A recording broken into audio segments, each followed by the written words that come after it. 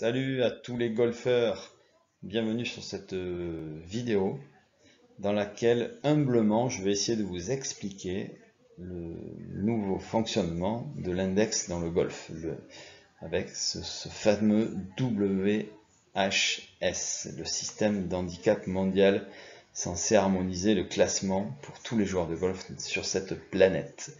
Bien, vous êtes sans doute comme moi, vous avez plein de gens dans votre entourage, des joueurs qui vous disent je ne comprends rien à ce nouveau système, j'ai joué tant, on me compte tant, pourquoi ici ça a été remonté, pourquoi mon index il descend alors qu'il aurait dû monter.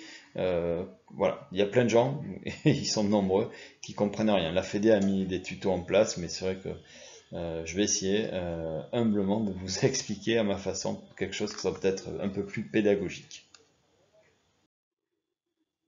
Pour commencer, on va définir une notion qui va être importante dans le calcul de l'index et dans le calcul du score, qui va être le score brut ajusté.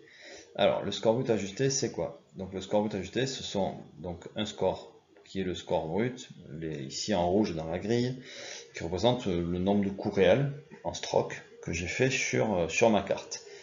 Ensuite, on va avoir ce score brut ajusté, SBA, qui va être ramené par rapport au part du trou avec le nombre de coups rendus, et on va s'autoriser, enfin le calcul autorise des crashs sur certains trous qui avant, par exemple en Stableford, étaient considérés comme des croix. Ici, ce sera différent. Vous pourrez toujours mettre des croix sur votre carte de score, puisque ça reviendra à la même chose.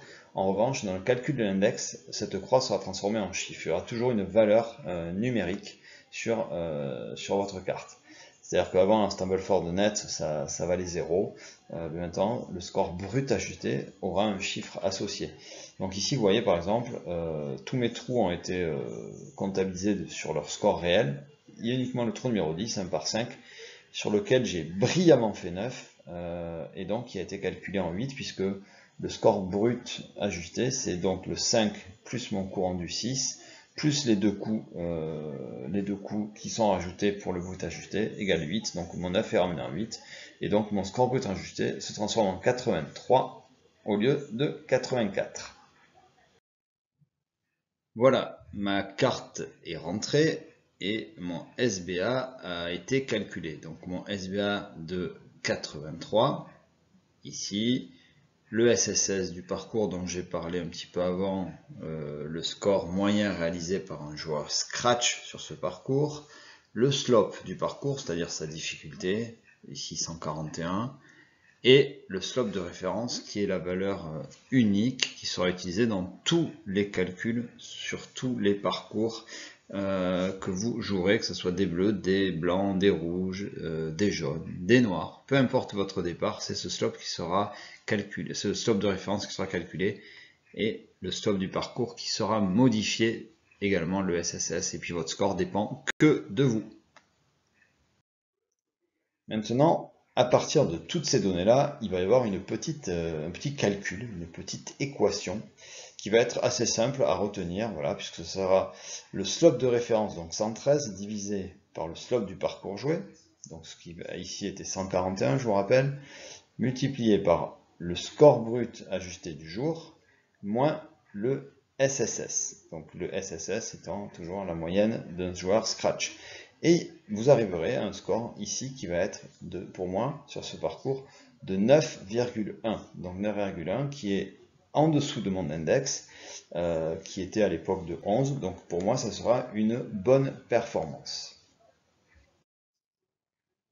Alors, on va voir si vous avez compris comment on calcule le score brut ajusté, qui est vraiment la base du calcul d'index. Donc, le calcul d'index, ici. Donc, j'ai pris une partie, tiens, je suis allé sur le golf national, à l'Albatros. J'ai pris un départ féminin, un départ rouge, avec une personne, j'ai simulé une personne qui a 25 coups rendus. Alors, de mémoire, c'est quelqu'un qui est handicap 18. Comme le slope est à 141, c'est assez élevé, ben, comme la partie que je vous ai montrée auparavant. Et avec, par contre, un SSS chez les femmes qui est beaucoup plus élevé, qui est à 74,2. Donc on a rentré des scores factices avec quelques accidents. On voit bien que le score brut à l'arrivée est de 103. Mais avec le principe du score brut ajusté, on va se rendre compte que les trous ratés vont être ramenés à des valeurs un peu plus faibles. Donc on a tous les trous ici qui rentrent dans le calcul. Et trou numéro 11, on a fait 7 sur 1 par 3. Donc si on calcule bien, 3 plus 1, 4, plus 2, 6. Mais le 7, il va se transformer en 6, comme c'est le plus haut qu'on peut marquer.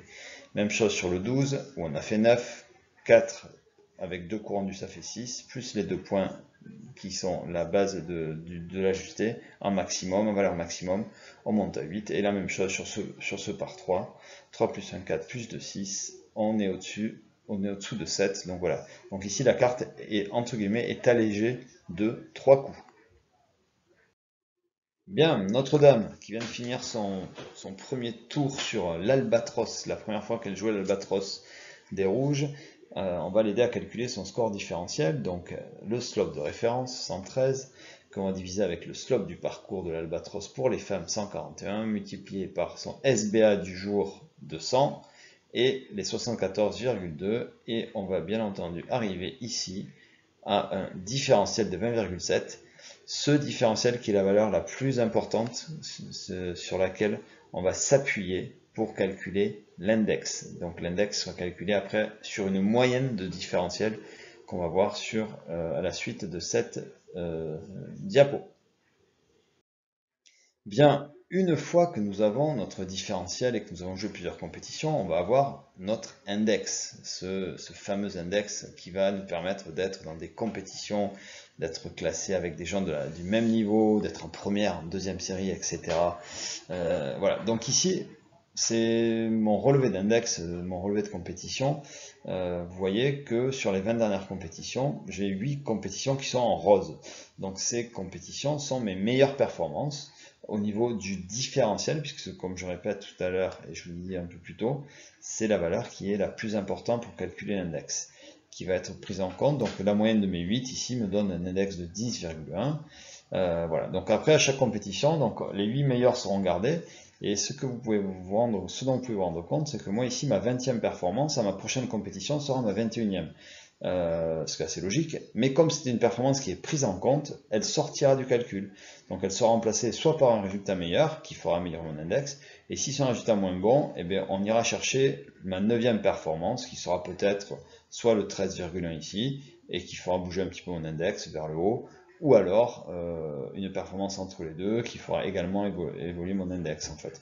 En gros, si vous avez une différence de 1 point sur le total, ça vous fera une variation de 0,1. Donc voilà, c'est pas énorme, mais il faut savoir que voilà, une compte perf de, je sais pas, de 3 ou 4 points, un changement, vous fera baisser globalement de 0,4 ou 0,5 si vous avez une très bonne perf qui sort du calcul.